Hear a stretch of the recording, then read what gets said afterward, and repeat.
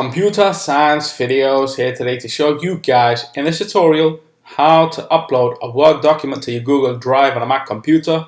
Without further ado, let us start the video. So in this tutorial, you need to have access to a Mac computer, so we can now go all the way down to the dock, go to Launchpad, go to the web browser, which is Google Chrome in this case, go to Google Drive, click on Google Apps, click on the drive, make sure you are signed into the account. Go to the left-hand side navigation menu, click on New. Let's just click on File, Upload. Go to the desktop, click on the Word document,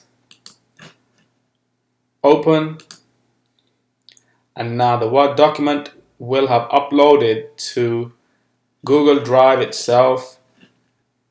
This will also depend on the speed and the size of the file itself.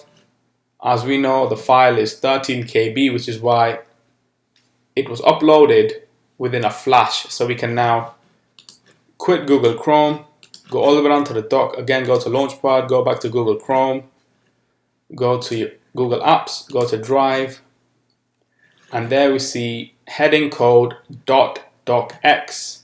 If we click on this, it will open in Google Docs on the screen for us to then re-edit if we wish to. However, that is for another video, so we can now